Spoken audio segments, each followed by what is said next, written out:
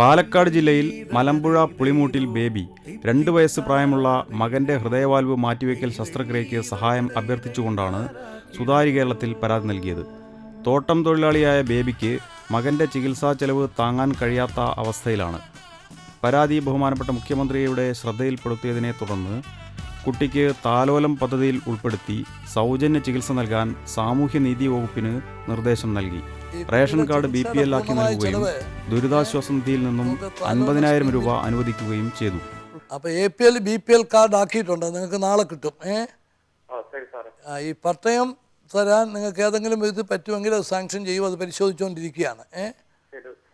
പിന്നെ കുട്ടിയുടെ തുടർന്നുള്ള ചികിത്സ മുഴുവൻ താലോലം എന്ന് പറഞ്ഞൊരു സ്കീമിൽ പെടുത്തി സൗജന്യമായിട്ട് ചെയ്തു തരും.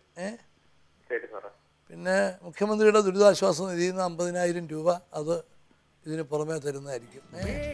ഇവരുടെ കൈവശമുള്ള 5 സെന്റ് ഭൂമിക്ക് പട്ടയം നൽകുന്നതിനും ബഹുമാനപ്പെട്ട മുഖ്യമന്ത്രി ജില്ലാ കലക്ടർക്ക് നിർദ്ദേശം നൽകി.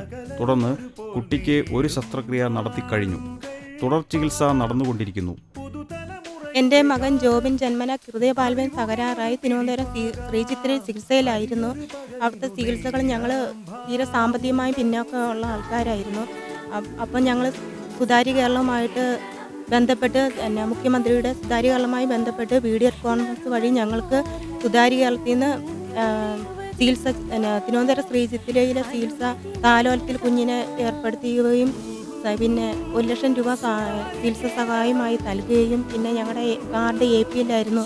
അതുകൊണ്ട് തിരുവനന്തപുരത്തെ ശ്രീചിത്ര ചികിത്സയ്ക്കായി ഒന്നും അനുവദിക്കാതായിരുന്നു. അത് മുഖ്യമന്ത്രിയുടെ ഇത് പ്രകാരം ഞങ്ങൾക്കത് കാർഡ് BPL ആക്കി തരികയും ഇത്രയും ചെയ്തു തന്ന സുതാര്യ കേരളത്തിനും മുഖ്യമന്ത്രി സാറിന് ഒരുപാട് നന്ദിയാണ്.